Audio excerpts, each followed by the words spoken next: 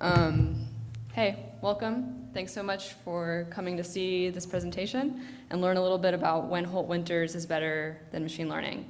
So Holt-Winters is a forecasting algorithm, and it's a statistical forecasting algorithm. I also want to provide one brief disclaimer, which is that this presentation is like medium math heavy, so who here in the audience is comfortable with differential equations?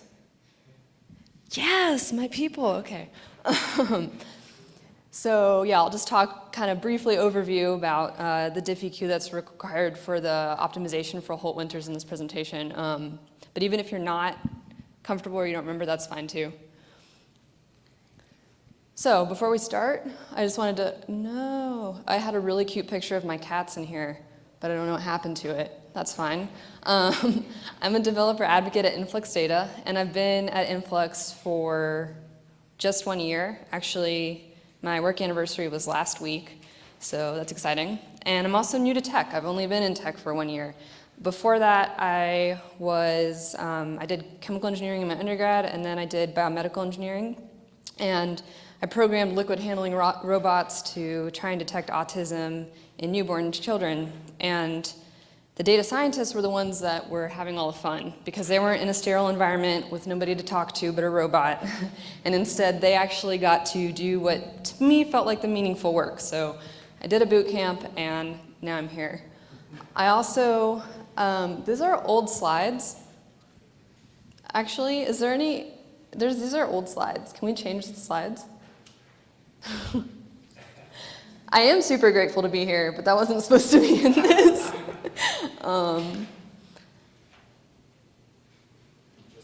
Yeah, no worries. Thank you. Can you explain what a developer advocate is in the meantime? Yeah, absolutely. So are you guys familiar with the role of sales engineer? Okay, so it's kind of in my opinion, I like to refer to myself as like the open source version of a sales engineer. So I like to offer support to anyone who's using our products. And InfluxData, we have 4 products. We're a time series database, and everything is open source. And on top of that, I will write blogs, give presentations, and also work across pretty much every team to see where I can help out, whether it's doing some data analytics for capacity planning or working on integrations for business development. So people just kind of call on me to do whatever. And I think that's also just startup life. So yeah, there are my cute cats, Chester and Nikita. So yeah, I love them. I love my partner outside of work, and I also love to play soccer and make art. So I've included some digital art here in these slides in case you want to look at that instead of the content. Totally fine. And if you like the art and you want to follow me, I encourage you to do so. All right, this is the paper that inspired this talk and inspired some corresponding blog posts. And it's entitled Statistical Methods, Statistical and Machine Learning Forecasting Methods, Concerns and Ways Going Forward.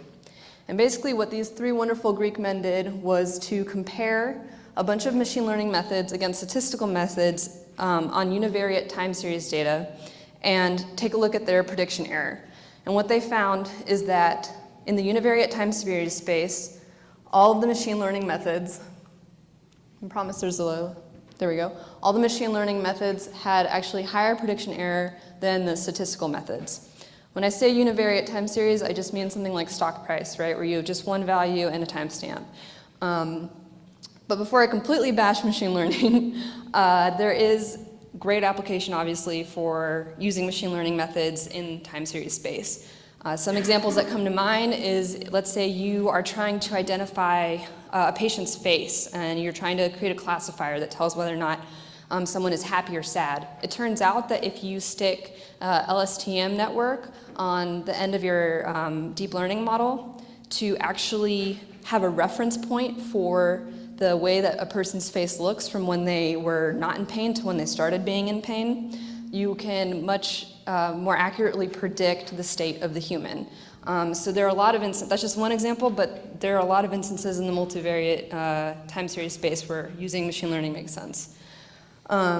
So today I just wanted to focus on univariate though, because it's also easy, and who doesn't like that? All right, so before we get into Holt-Winters or triple exponential smoothing, let's just take a step back, familiarize ourselves with the notation and what machine learning or forecasting looks like in its simplest form. And that's probably the naive method, where it just says what happens today is going to be equal to our forecast tomorrow. And that's just y of t plus h, what happens tomorrow is going to be equal to what happened today. And you might say to yourself, why would naive want to be credited with such a simple algorithm? And the answer is that even really easy analysis like this can help us uncover patterns in our data that we might not have been able to see beforehand.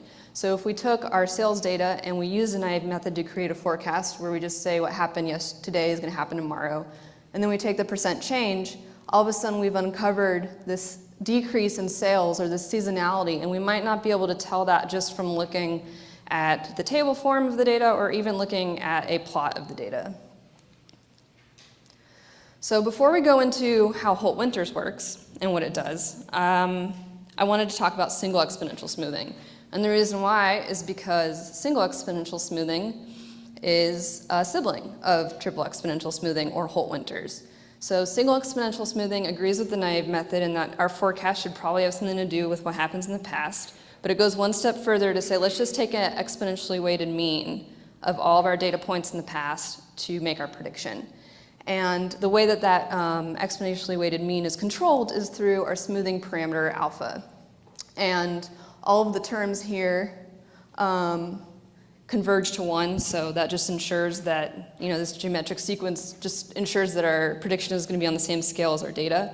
And you can see that by if we had an alpha of 2, and then we keep transforming our alpha, this will all sum to 1, or approach 1. And you can think of alpha kind of like a dial, and the closer it is to 1, the more we're saying I want the most recent data to have an influence on my forecast.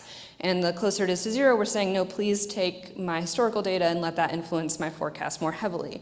And that's evidenced by the fact that if we equal alpha to 1, this all reduces to 0, and we're back to the naive method, right? So pretty simple. Mathematicians, well, they love to rewrite formulas, and this is the way that we typically express single exponential smoothing, and it's also the way that we were going to express Holt-Winters. We've just rewritten it so that it's iterative, where our forecast is going to be equal to our smoothing equation, L of t.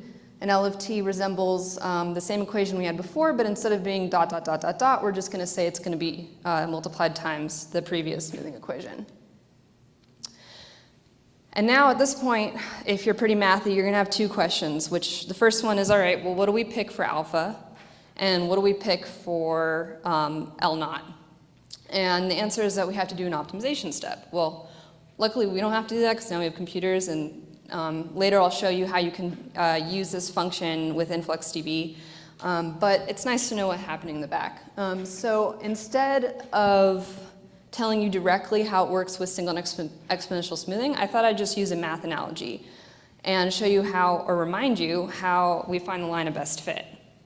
And the reason why I picked that is because we can take our smoothing equation and notice like some similarities where alpha kind of resembles a slope, y of t resembles our independent variable, our forecast resembles our dependent variable, and 1 minus alpha times L naught resembles our point intercept because this is all constant, right? And in order to do any sort of optimization, we need to define what we're optimizing for. We need to, in this case, reduce the residual sum of squares. And that's just a way to measure error.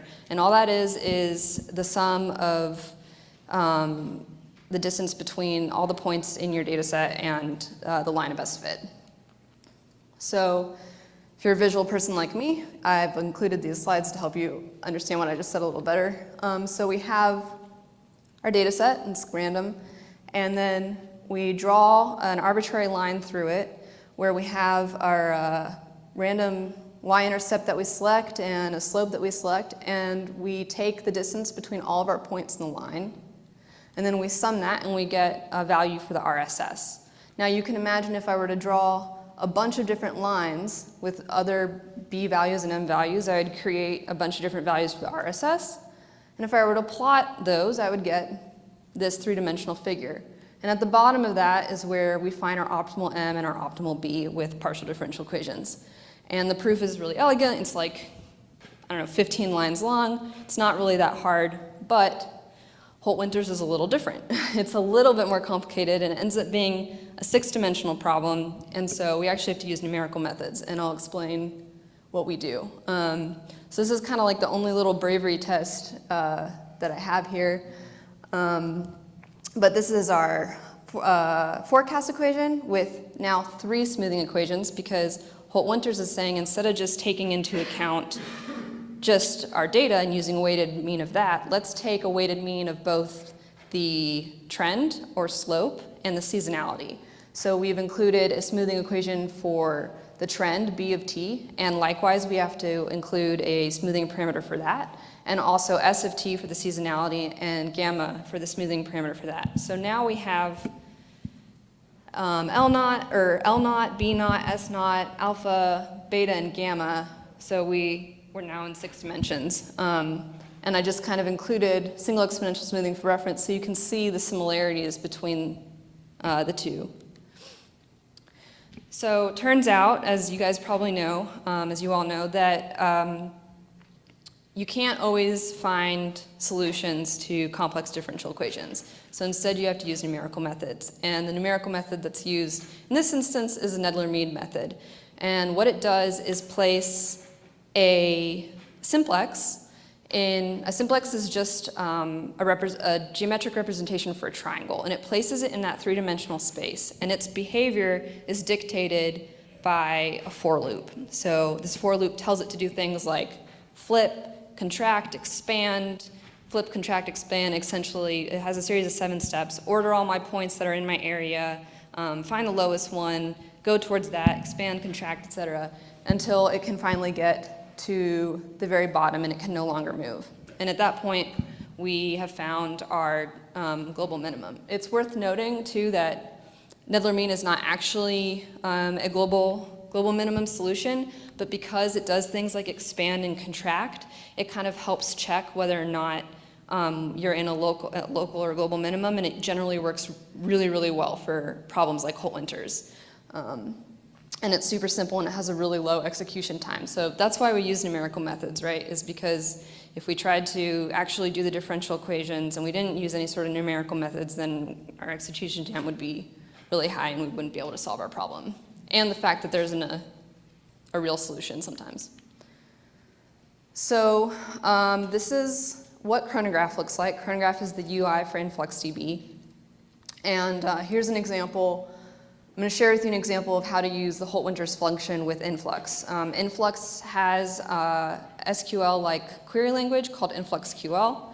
And here I'm looking at some water level data from Santa Monica. So I just select my field water level from my database, specify my measurement, which is H2O feet, include the tag where the location is Santa Monica, and two timestamps. And then in order to actually use the Holt-Winters with fit function, I want to find 2 things. One is the offset, and the other one is the distance between peaks.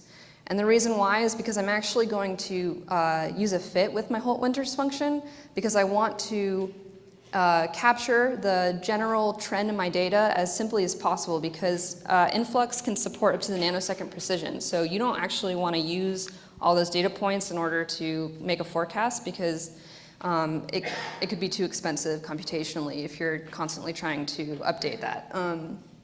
And also, you can ingest, like, I think it's over 750,000 points, writes per second on an R4 XL node if your series cardinality is not super high. So you can imagine, like, if you're doing that sort of volume ingest, you wanna be able to produce a forecast, but do it with a smaller amount of points. So just from visual inspection, we can see that the distance between those 2 points, and maybe you can't tell because I can't subtract time in my head, but it's I think it's 379 minutes. And then the offset here from my query time is 348. And then I've also determined that there are 4 points in my season, just from visual inspection. And so then all I have to do is say select Holt-Winters with fit, and then the query looks the same. I'm selecting the first function just to summarize my data. So the purple line is my raw data, but the fit function just takes the first value from every group by. So yeah, and then I output my forecast, and that's specified by the amount of points I want to output, which is 10. 4 is the amount of points in my season, and then we already went over those two values. And I also wanted to briefly touch upon some instances where you might want to use this, and off the top of my head I can think of like capacity planning or any IoT use cases, right, where you are just, where that type of univariate forecasting is important. Here's some learning resources. They're also, I have blog posts accompanying this, so if you want to review any of this, you can access all these learning resources there. Links aren't that helpful in a presentation, huh? And then finally, as a developer advocate, I do offer free support, so if you have any questions, please either email me or go to the community page or community Slack. We'll be happy to answer any questions you have. If you want to find the blogs, you just go to influxdata.com/blogs. And finally, does anyone use Influx? No? Okay. Well, if any of you do ever and you want to share a story, yeah, feel free to contact me and I'll share your story with the community. Thank you.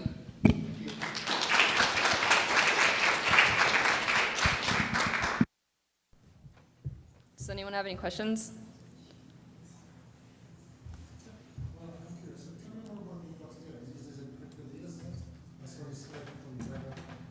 Yeah, that's just the National Oceanic Administration. He asked where the data set comes from. Yeah, that's just the National Oceanic Administration Association data set. Well, there's some crazy feedback happening. I'm gonna do that. Oh, that didn't help. But InfluxData has 4 components. There's Telegraph, which is a collection agent. There's Telegraph, which is a collection agent, Capacitor, which is a data processing engine and alert management tool. So you can use Telegraph, collect your data from any source, output it to any database, and then use Capacitor to do any sort of data transformations or alerts that you want to do on your data. And then you could either send that to InfluxDB or send it to a different database. And then there's Chronograph, which you got a sort of still preview of. And that's the UI. You can also manage alerts through Chronograph, and all of it is open source. Telegraph is an excellent tool. It's probably our most popular. It's plugin driven, so there's over, I think, 180 input plugins. So you can gather data from wherever and output it from wherever, and it's all in Go. Primarily for time series. Yes, yeah. How is the network beat different from stochastic gradient descent, which uses derivatives to determine a low point? It's just faster. You're not actually, it's also, I think, has the advantage of being more of a global maximum method because it does that expansion and checks in other areas other than like one area that you're in. That kind of answers your question. Okay.